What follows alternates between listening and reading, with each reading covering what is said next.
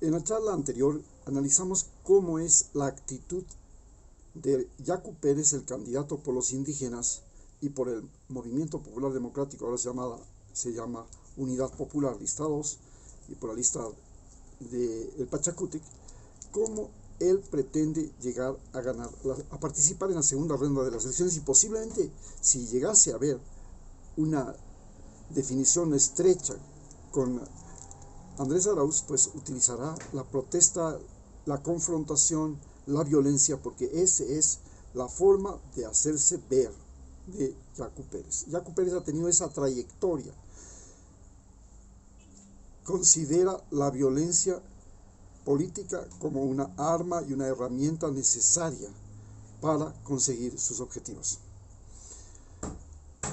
Hoy estamos frente a una situación, por ejemplo, Andrés Arauz.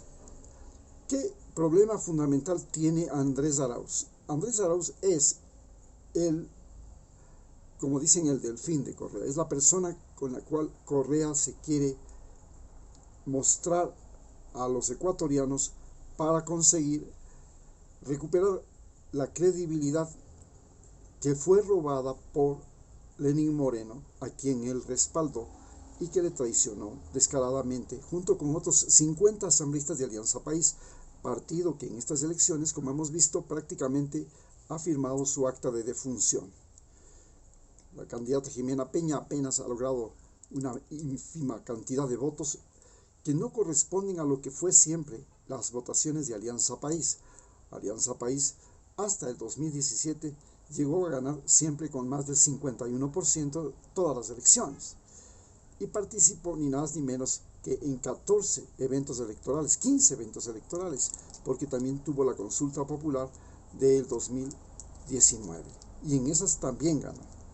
Pero ahora prácticamente ha desaparecido, es una desaparición total de ese movimiento, y Rafael Correa ahora está con un movimiento que, a diferencia de Alianza País, que era un movimiento de los intelectuales de la sierra, de los eruditos intelectuales de la sierra, ahora está con un movimiento que es Centro Democrático, que es básicamente de los eruditos intelectuales de Guayaquil. Pero también ha creado un frente que reúne varias organizaciones y varias opciones. Pero hay un hecho real. Estados Unidos está aquí con la embajada y nosotros estamos viviendo lo que vive México. México, se dice, vive la desgracia porque está lejos de Dios y cerca de los Estados Unidos. Nosotros podríamos decir que estamos viviendo un momento crítico porque Rafael Correa está en Bélgica y la embajada norteamericana está aquí. Y la embajada norteamericana no es solo la embajada norteamericana es el ejército ecuatoriano, la policía ecuatoriana y la justicia ecuatoriana. Ellos controlan estos tres elementos y al mismo tiempo también tienen el control absoluto sobre los medios de comunicación. La embajada norteamericana defiende la libertad de prensa y manipula a diestra y siniestra los grandes medios de comunicación. Hace una campaña mediática a través de CNN, que es, desde la guerra de Irak, una arma de guerra mediática. CNN es su arma de guerra mediática. Es igual que los soldados contratados. Estados Unidos ya no utiliza soldados propios, utiliza soldados mercenarios. CNN es una empresa de telecomunicaciones que opera como un soldado mercenario al que el Pentágono y el gobierno norteamericano lo utiliza cuando tiene que básicamente atacar a un país que consideran pone en riesgo el poderío norteamericano.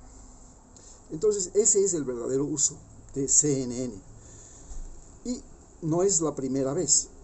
En Estados Unidos los medios de comunicación, el New York Times, el Washington Post y todos los periódicos fueron armas de guerra. Lo utilizaron eficazmente en la guerra que se vivió hispano-norteamericana y de manera muy exitosa. Ellos prácticamente manejaron, los dueños de los periódicos, Hertz y el famoso premio, ¿cómo se llama? Pulitzer, Hertz y Pulitzer manejaron la política norteamericana a través de sus periódicos, y ellos llevaron a Estados Unidos dirigido por ese momento por Teodoro Roosevelt, a la guerra hispano-norteamericana, que les dejó, por supuesto, las Filipinas, que son casi 1000 islas, que eran de colonia española, les dejó Puerto Rico, Cuba, Guam, Hawái, Islas Marianas, en posesión de Estados Unidos. Fue un botín, fuimos botín, gracias a la victoria que tuvieron sobre el ejército español en 1898. Bien, pero ¿qué es lo que estamos analizando ahora? ¿Cuál es nuestra relación y nuestra situación? La pregunta es, para Rafael Correa y para Andrés Arauz, mientras que para Yacu Pérez lo importante son sus indígenas, sus huestes, para Rafael Correa y Andrés Arauz lo importante son, entre comillas, los militantes. ¿Y qué es la militancia política? La militancia política es, desgraciadamente, el seguimiento que se hace al líder del partido. Y este seguimiento hace que usted como individuo, yo como persona, Maximiliano Moreno, soy invisible para Yacu Pérez, para Andrés Arauz, y soy invisible para Rafael Correa. Porque a Rafael Correa lo que le interesa, y le ha interesado durante estos 14 años, desgraciadamente, ha sido la militancia, es decir, el montón. Y llegó a tener un partido en el que teníamos, yo era parte de ese partido, 1.400.000 individuos. ¿Qué soy yo ahora que no soy militante de Alianza País? Hoy yo soy un internauta.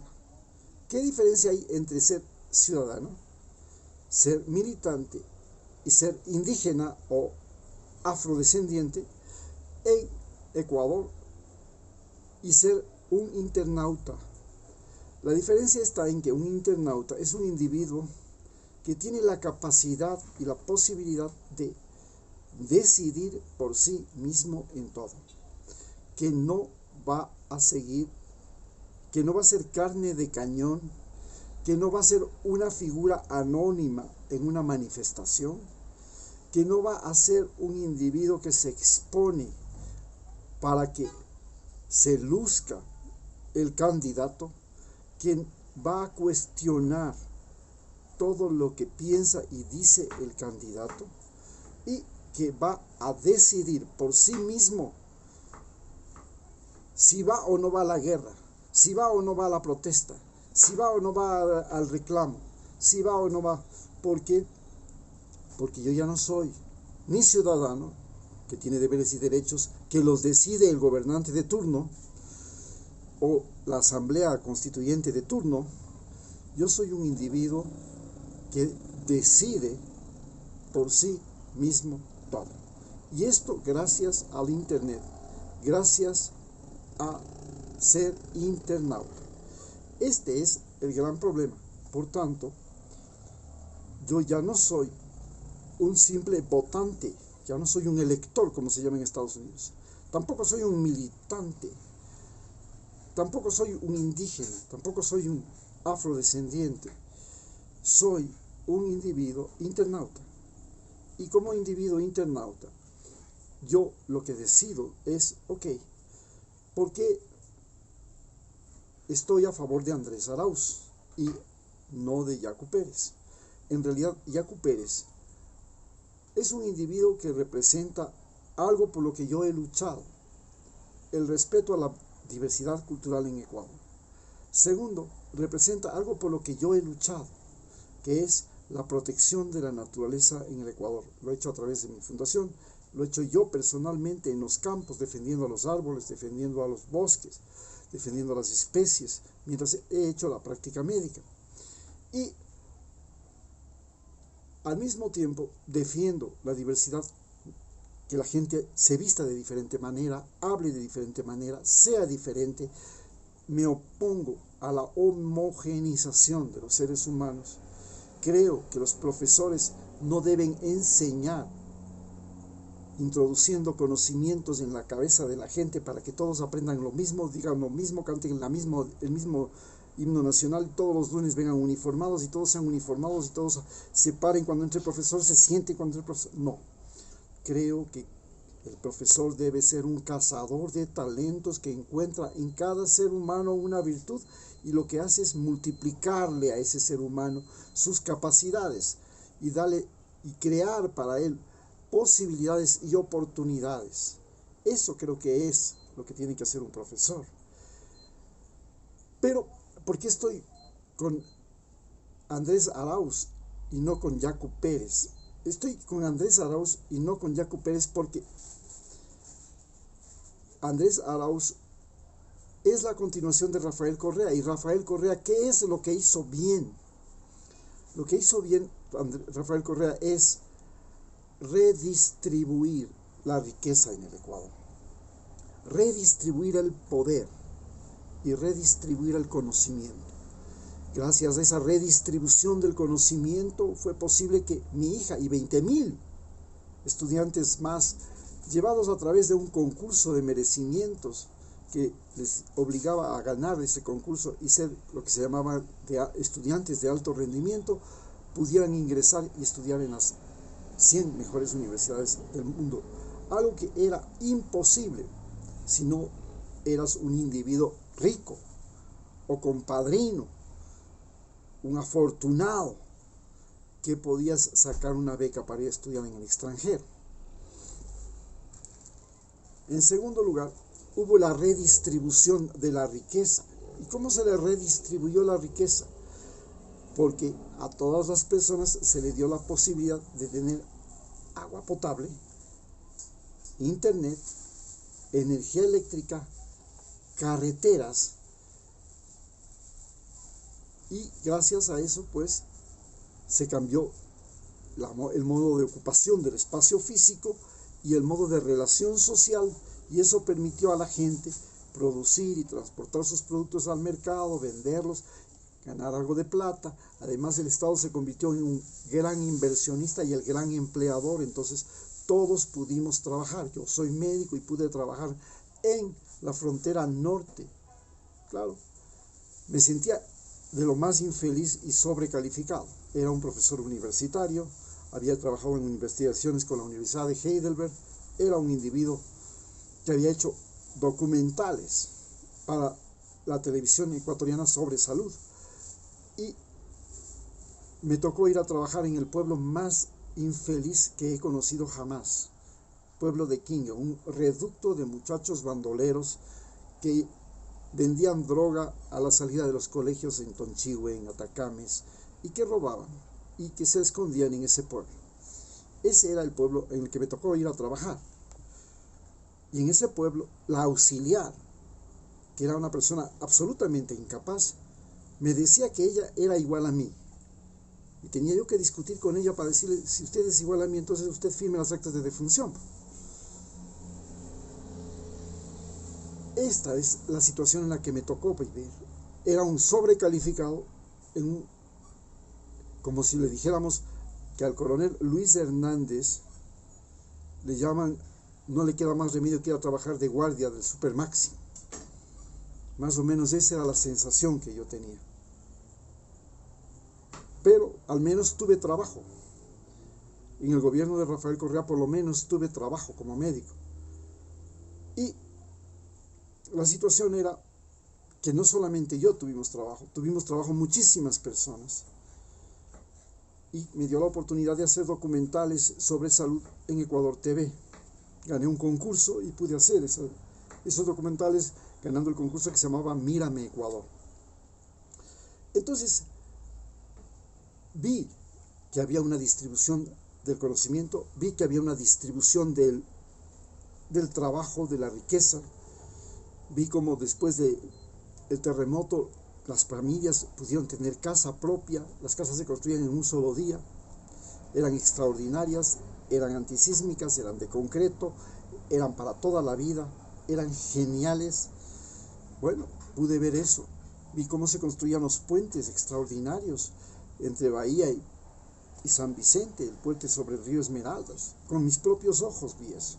Entonces podía hablar de una redistribución de la riqueza y una redistribución del poder. ¿Por qué? Porque los funcionarios públicos estaban obligados a rendir cuentas. A mí me obligaban a rendir cuentas de mi trabajo. Cada una vez al año, 2 veces al año tenía yo que ir y presentar todo lo que había hecho, mis progresos, mis resultados, mi trabajo. Eso era parte de lo que fue el gobierno de Rafael Correa. Entonces, al constatar que habíamos progresado, que había una redistribución de la riqueza, que el Ecuador dejaba atrás la pobreza, que el Ecuador se convertía en un país de despegue económico, era algo extraordinario. Al constatar que gracias a Rafael Correa en ese tiempo el 30% de la naturaleza del Ecuador estaba protegida, teníamos un sistema de protección de áreas silvestres, había un plan bosque para evitar la deforestación, había un sistema de control de la pesca para que no exista la devastación pesquera. Bueno, todo eso me llevó a mí a pensar que estábamos en el sendero correcto. Cuando llega Andrés Arauz y Rafael Correa está allá, me topo, y ahora lo siento, lo percibo, que igual que percibí cuando llegó a la prefectura, la prefecta de Pichincha, que eran individuos que habían llegado a un trono y que no tenían una relación cercana, que no era posible acceder. Yo no soy militante y por tanto estoy distante de ellos. Soy un ecuatoriano. Y entonces la pregunta es, ¿el gobierno es para los militantes o es un gobierno para los ecuatorianos? ¿Es un gobierno de Yacu Pérez para los indígenas o para los ecuatorianos? Y ese es el gran dilema que estamos en este momento. Esperamos que Andrés Arauz llegue al poder y pueda traerlo a Rafael Correa, y Rafael Correa tenga la posibilidad de reponer, de reparar los errores graves que cometió. Porque él sabe dónde están, él sabe cuáles fueron las fallas. Y el mayor error fue haberle colocado a Lenín Moreno, un traidor, y haber colocado 50 traidores más de Alianza País en el poder. Y eso es lo que todos esperamos que se puedan corregir. Pero el gran problema de Yacu Pérez es que fue un aliado de los traidores de Rafael Correa, de los traidores como Lenín Moreno. Yacu Pérez fue un aliado junto con Pachacútec de Lenín Moreno. Recordemos que Pachacútec fue parte del Consejo Interino de Participación Ciudadana con Luis Macas, y en ese Consejo de Participación Ciudadana se le entregó todos los poderes a Lenín Moreno. El poder judicial, él puso los jueces, la fiscal, él puso la fiscal, el poder electoral, él puso los miembros del Consejo Nacional Electoral, la Corte Constitucional, él puso los miembros de la Corte Constitucional, es la Superintendencia de Banco, la Superintendencia de Compañía, la Superintendencia de Comunicaciones, de Comercio Justo. Todos esos miembros los puso Lenín Moreno y se convirtió en un pseudo dictador respaldado por la embajada norteamericana, que a su vez tenía 2 bases militares aquí, y puso al verdadero presidente del Ecuador en este tiempo, que fue el general Osvaldo Jarrín, quien es el que ha manejado el país y el que ha dicho a Lenín Moreno lo que tiene que hacer y lo que no tiene que hacer, y el que le ha respaldado y ha evitado que sea destituido, porque no hay ninguna otra explicación para que con el 7% de popularidad en Ecuador, un país donde bastaba con que llegues al 10% de popularidad para que estés afuera, este señor tiene 7% de popularidad y sigue todavía en el poder. Eso se debe a que Donald Trump, Mike Pompeo y Osvaldo Jarrín fueron los verdaderos gobernantes de Ecuador. Muchas gracias.